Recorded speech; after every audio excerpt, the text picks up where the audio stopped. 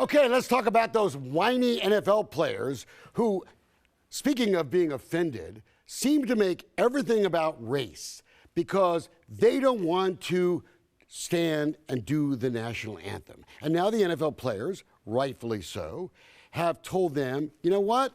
You want to stay in the locker room, stay in the locker room. But if you don't do the national anthem thing, and if you kneel, then you're going to be fined.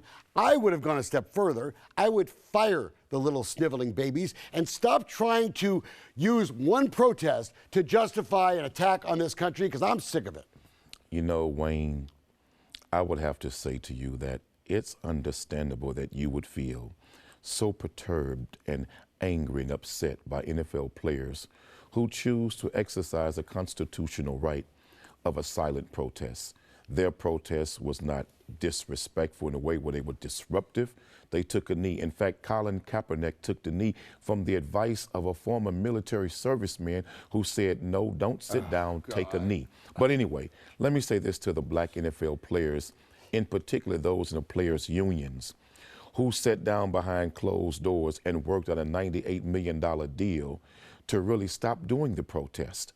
So what you showed them, dear brothers, when you worked on a $98 million deal with them in regards to the protest bringing you to the table to make that deal, you made a deal, but you left Colin Kaepernick and you left Eric Davis out of the deal. And I say to you, brothers, how can you sit down with the enemy and make a deal for yourselves financially, but you don't do a damn thing for Colin Kaepernick and Brother Davis, who were the ones who started this protest to stand up for oppression and police brutality against black people? When you made that deal, you showed the NFL owners that you were weak enough for them to make a rule like this, and you don't have the power to fight it.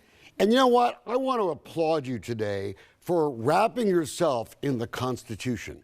Because so many times in this show, you vilify people for their right of free speech, right? You don't like it, you don't agree with it, so you vilify them. If we're going to be a country of the Constitution, then let people say what the hell they want. Whether you like it or I like it. Let them say what they want. No, don't vilify. I agree, because we as black people have to mature now, mentally, spiritually, psychologically, politically, and financially, to the point. Let's not force these racists to speak grammatically, politically correct. Let them speak how they feel.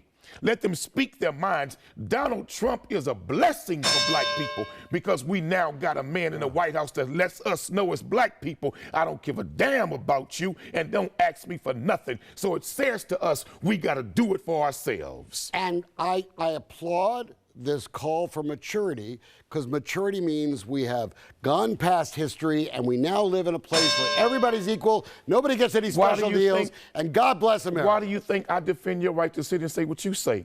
Because everybody now gets to see what we've always known, who you really are.